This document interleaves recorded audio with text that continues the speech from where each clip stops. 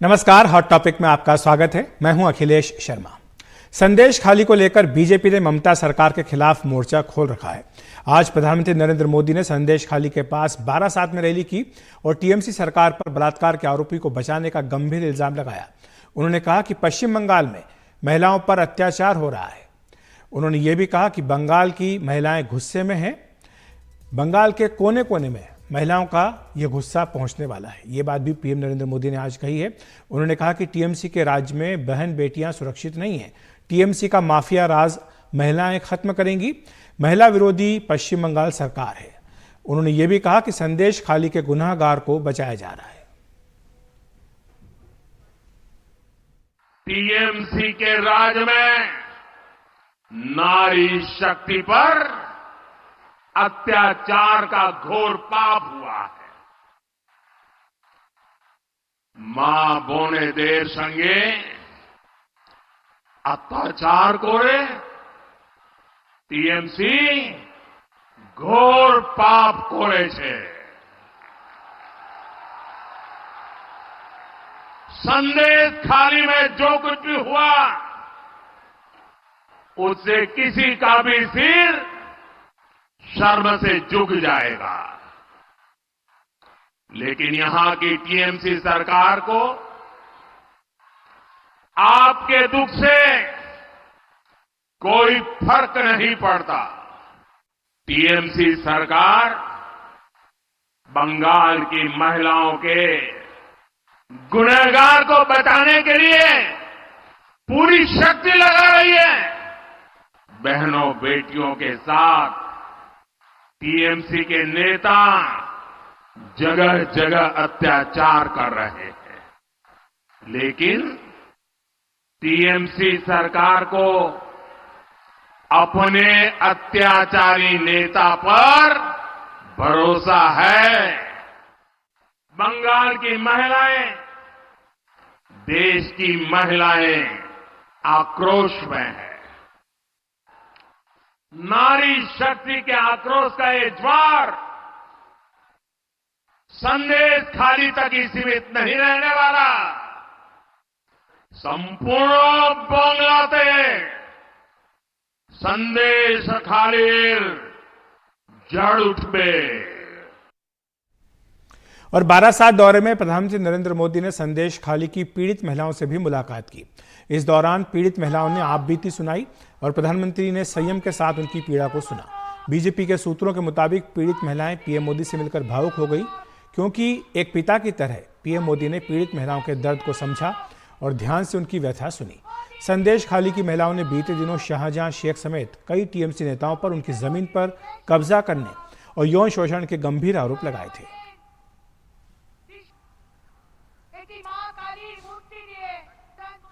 और पीएम मोदी के आरोपों पर टीएमसी ने पलटवार किया है। Mr. Narendra Modi ji, you have again come to Bengal and you're talking about how the BJP is the face of Bengali women. Mr. Modi, let me remind you, it was your party who so mockingly caricatured our revered Ma Sharada. It was your party who fielded first as a candidate from Asansol a singer who openly denigrates Bengali women in his videos. It is your party whose star MP is Brij Bhushan Charan Singh, who has been accused by Olympic medal winning wrestlers of sexual harassment and has been charged under the POSCO Act. He is roaming free when all the accused in Sandesh Khali one by one are being arrested. इस बीच Calcutta high court के कड़े रुख के बाद पश्चिम बंगाल सरकार ने संदेश खाली के आरोपी शाहजहां शेख को आखिरकार सीबीआई को सौंप दिया। कल ही हाईकोर्ट ने कहा था कि संदेश खाली केस की सीबीआई जांच होनी चाहिए। 2 जजों की पीठ ने एसआईटी बनाने के सिंगल पीठ के आदेश को खारिज भी कर दिया था। हाईकोर्ट ने यह भी कहा कि मंगलवार शाम 4:30 बजे तक ही शाहजहां शेख को सीबीआई के हवाले कर दिया जाए। टीएमसी सरकार इसके खिलाफ सुप्रीम कोर्ट चली गई। सुप्रीम कोर्ट से उसे कोई फौरी राहत नहीं मिली है। उधर टीएमसी ने अभी तक शाहजहां शेख को सीबीआई के हवाले नहीं किया था। देर शाम को यह किया गया है। आज भी हाईकोर्ट ने कहा कि वो शेख को सीबीआई को सौंप दे। इसके बाद सीबीआई की टीम ने बंगाल पुलिस मुख्यालय जाकर शाहजहां शेख को अपनी गिरफ्त में ले लिया। और इसी पर अधिक जानकारी दे रहे हैं हमारे सहयोगी सौरभ गुप्ता। शेख शाहजहां को फाइनली सीबीआई के कस्टडी में दे दिया गया है, सीबीआई को सौंपे गए हैं उनकी कस्टडी। आज कल पश्चिम बंगाल की पुलिस ने शाम को ये प्रक्रिया जो है हैंडओवर करने का वो पूरा किया और अभी कुछ देर पहले यहाँ से शेख शाहजहां को लेकर सीबीआई निकल पड़े हैं अपने ऑफिस के लिए।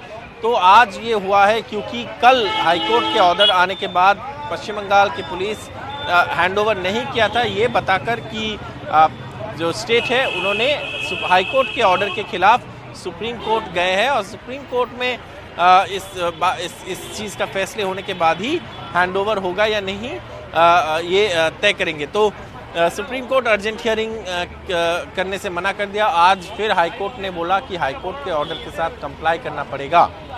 उसके बाद शेख शाहजहां को आज सीबीआई के कस्टडी में सौंप दिए गए और शेख शाहजहां को कुछ ही देर पहले सीबीआई के अधिकारी उनका कस्टडी लेकर यहां से निकल गए। इससे पहले उसको अस्पताल ले जाया गया था मेडिकल चेकअप के लिए।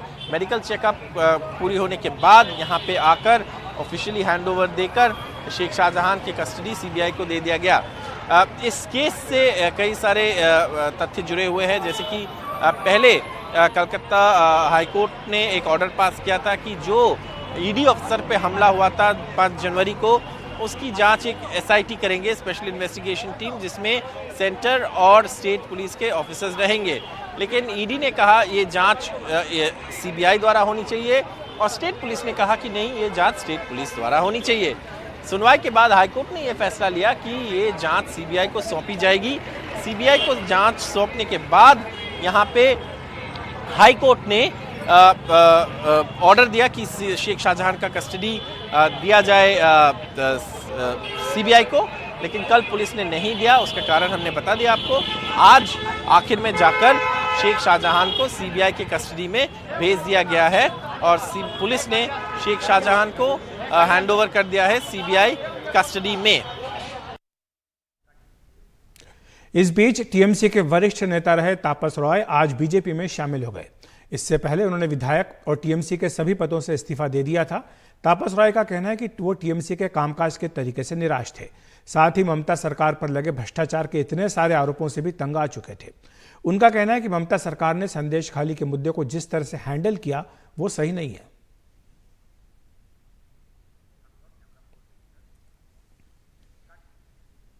बीजेपी लोकसभा चुनाव के लिए उम्मीदवारों की दूसरी सूची को अंतिम रूप दे रही है। आज से दिल्ली में उन राज्यों के कोर ग्रुप की बैठक शुरू हुई जहां उम्मीदवारों के नामों का ऐलान होना है। बीजेपी अभी तक 195 उम्मीदवारों के नामों का ऐलान कर चुकी है। आज कर्नाटक, हरियाणा, हिमाचल प्रदेश, चंडीगढ़, इसके साथ ही ओडिशा, आंध्र प्रदेश और तमिलनाडु के कोर ग्रुप की बैठक हो रही है। सूत्रों के मुताबिक बीजेपी हरियाणा में सभी 10 सीटों पर चुनाव लड़ने जा रही है। जेजेपी के साथ यहां पर गठबंधन नहीं होगा। हालांकि हरियाणा में कुछ मौजूदा बीजेपी सांसदों का टिकट काटा जा सकता है। कर्नाटक की बात करें तो वहां पर मौजूदा 25 में से 10 से 12 सांसदों के टिकट काटने की चर्चा चल रही है। जगदीश शेट्टार भी वहां पर चुनाव लड़ सकते हैं। जेडीएस को 3 सीटें दी जा सकती है, हासन, कोलार और मांडिया। 1 सीट पर जेडीएस का उम्मीदवार बीजेपी के सिंबल पर भी चुनाव लड़ सकता है। और बीजेपी की तरह कांग्रेस भी लोकसभा चुनाव के लिए ऐलान से पहले उम्मीदवारों के नामों का ऐलान कर सकती है। पार्टी महासचिव जयराम रमेश ने जानकारी दी है कि पार्टी की केंद्रीय चुनाव समिति की बैठक कल शाम को मुख्यालय पर होगी। संभावना है कि इसमें मध्य प्रदेश, छत्तीसगढ़, राजस्थान, कर्नाटक, तेलंगाना जैसे राज्यों के नामों पर विचार हो सकता है। इसके बाद कांग्रेस की करीब 100 उम्मीदवारों की पहली सूची जारी हो सकती है। इस बीच सूत्रों के हवाले से खबर आई है कि राहुल गांधी वायनाड के साथ साथ अपनी पुरानी सीट अमेठी से और साथ ही प्रियंका गांधी वाड्रा अपनी मां सोनिया गांधी की खाली की हुई सीट रायबरेली से चुनाव लड़ सकती हैं।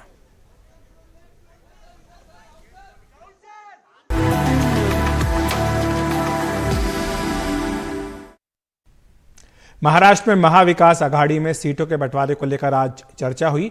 यह आगे भी जारी रहेगी। अगली बैठक 9 मार्च को होगी। सीटों की संख्या को लेकर प्रकाश आंबेडकर से भी बातचीत चल रही है।